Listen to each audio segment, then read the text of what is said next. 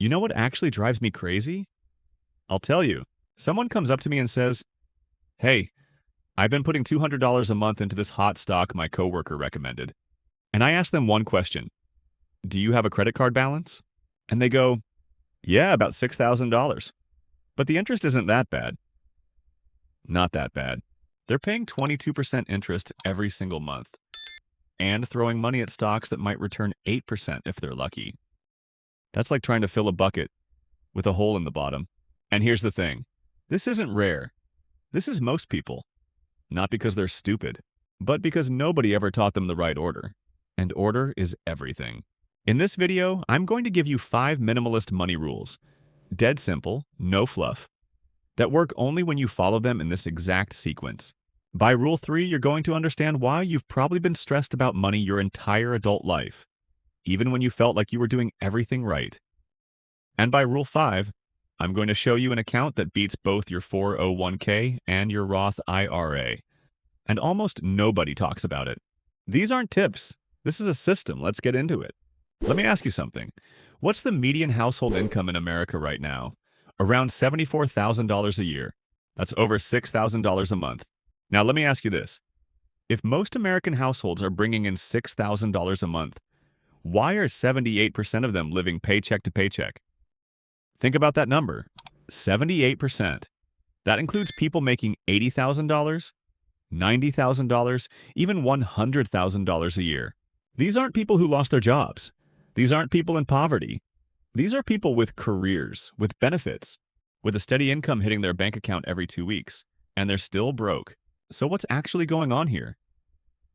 Here's the truth nobody wants to say out loud. It's not an income problem. It's a system problem.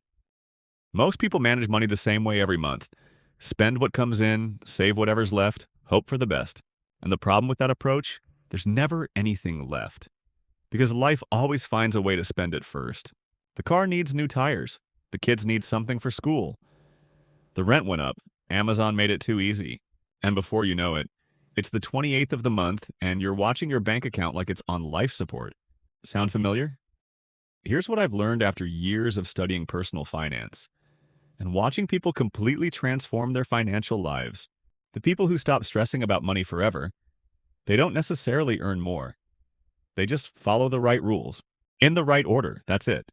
No complicated spreadsheets, no financial advisor charging you 1% of everything you own.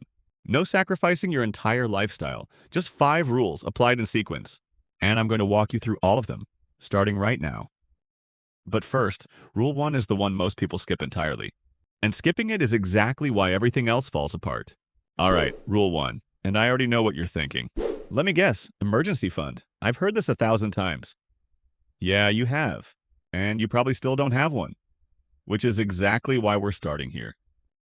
Because here's what nobody actually explains. Like, it's not just about having money saved up somewhere. It's about what happens to your brain when you don't have it. Think about this. You're driving to work on a Tuesday morning. Everything is fine. And then that sound. That grinding, awful sound coming from your front wheel. $800 repair. Minimum? Now, if you don't have an emergency fund, what happens next?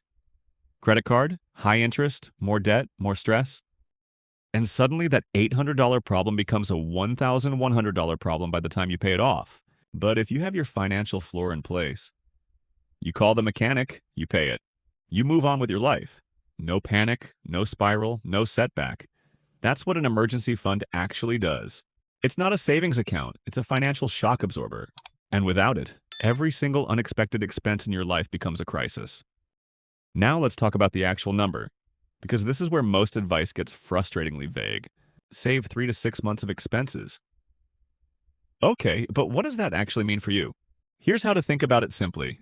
If you're making around $40,000 to $50,000 a year, your financial floor is somewhere between $6,000 and $9,000. If you're making $50,000 to $75,000, but you're looking at $9,000 to $15,000. If you're making $75,000 to $100,000, yeah, your floor is roughly $12,000 to $18,000. These aren't arbitrary numbers. This is 3 to 6 months of your actual cost of living. Rent, food, utilities, transportation, insurance. The non-negotiables. Now I know what you're thinking. That sounds like a lot. How am I supposed to save $9,000 when I'm already living paycheck to paycheck? Fair question. Here's the answer. You don't build it all at once. Start with $1,000, just $1,000. That single number will protect you from 80% of the financial emergencies that derail most people. A car repair, a medical copay, a broken appliance. Then you work toward 1 month of expenses, then 3, then 6. Small steps, real progress. And here's something research actually backs up. A study from the Urban Institute found that having just $250 to $749 in savings significantly reduces the likelihood of financial hardship after an unexpected event. You don't need to be rich to start. You just need a floor. Because here's the psychological shift that happens when you have it. You stop making financial decisions out of fear, and you start making them from a place of control. That single shift from fear to control is worth more than any stock pick, any side hustle, any financial hack you'll ever find on the internet. Build the floor first. Everything else depends on it. Now, once your floor is set, Rule 2 is where most people make a mistake that quietly costs them $50,000 over a single decade. And the worst part? They don't even realize it's happening. Okay, Rule 2. And this one is going to hurt a little, because I'm going to show you a math problem so simple, so obvious, that once you see it, you're going to wonder why nobody ever laid it out this clearly before. Here's the scenario. You've got $5,000 sitting in a savings account, earning maybe 4% interest if you're lucky. And you've got $5,000 in credit card debt, charging you 22% interest every single month. Now, a lot of people in this situation think, I'll keep my savings as a safety net and just make the minimum payments on the card. Sounds reasonable, right? It isn't. Here's the math. Your savings account is earning you 4%.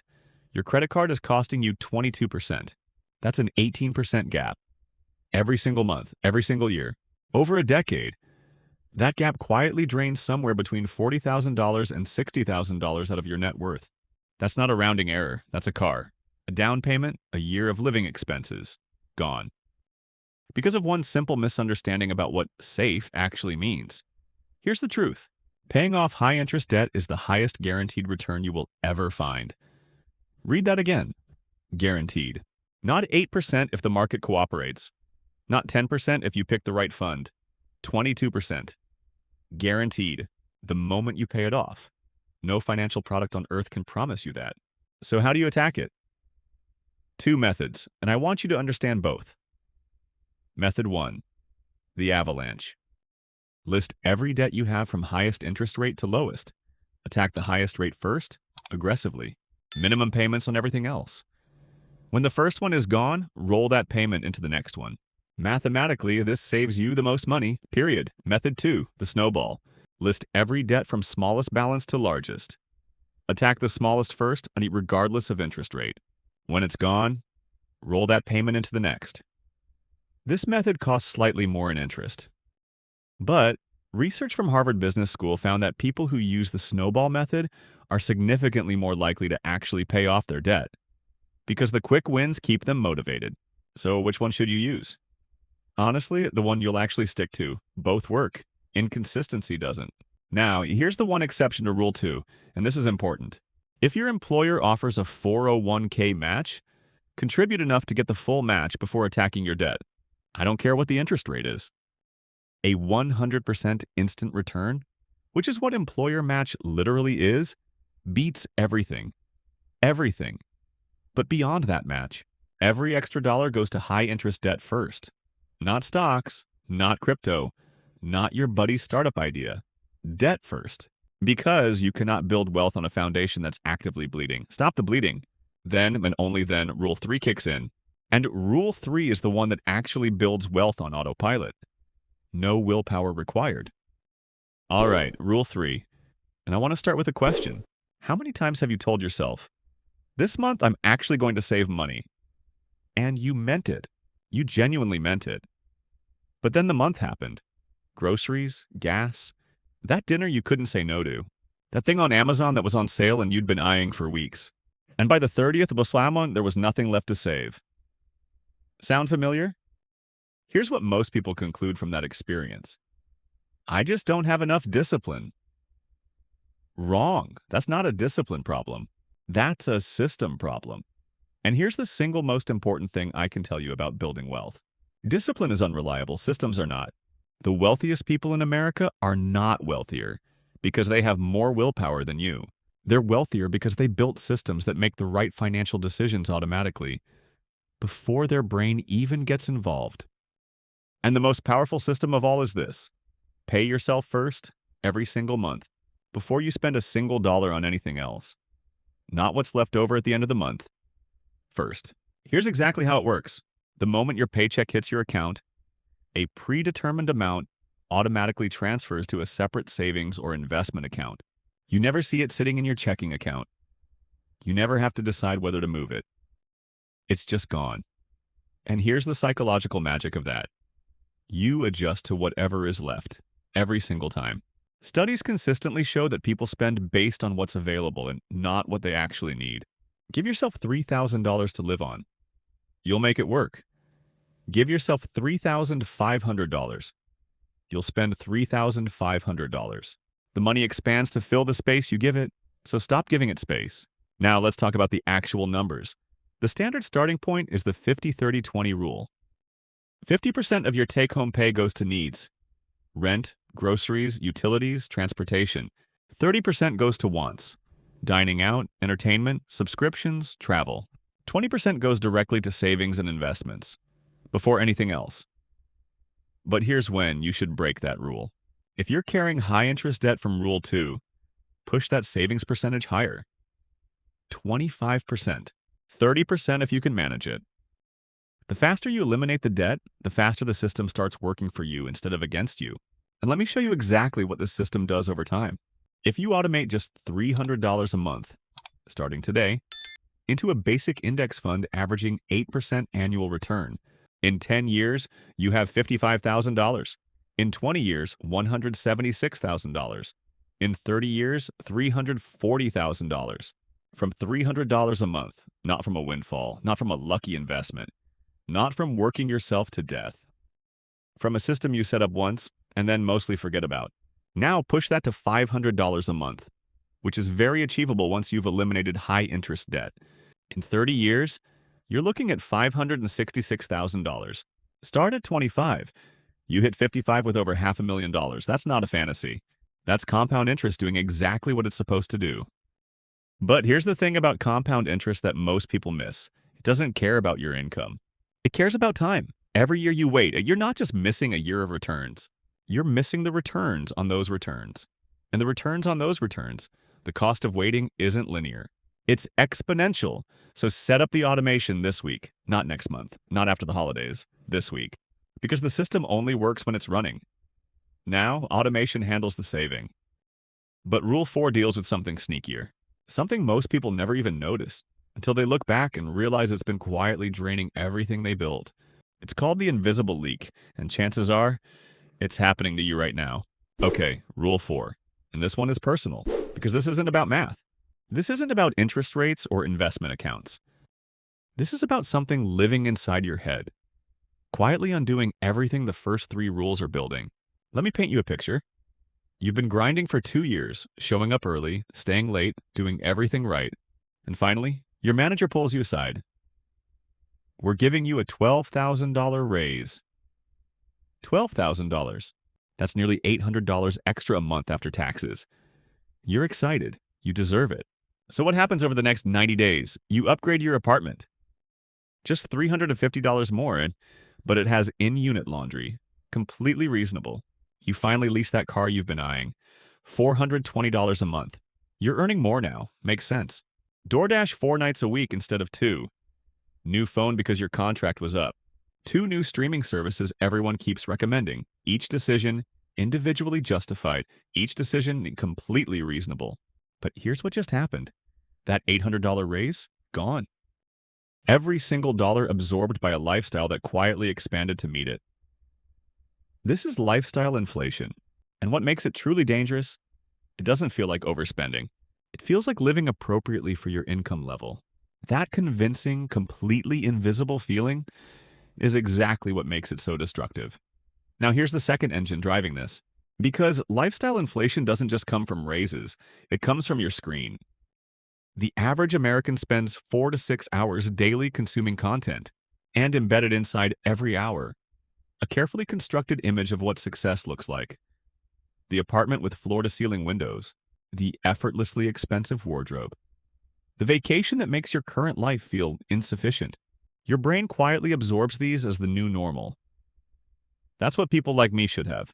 And then you spend not from greed, not from stupidity, but from a standard set by people who profit from you, feeling like you're not quite there yet. Here's the number that puts this in perspective.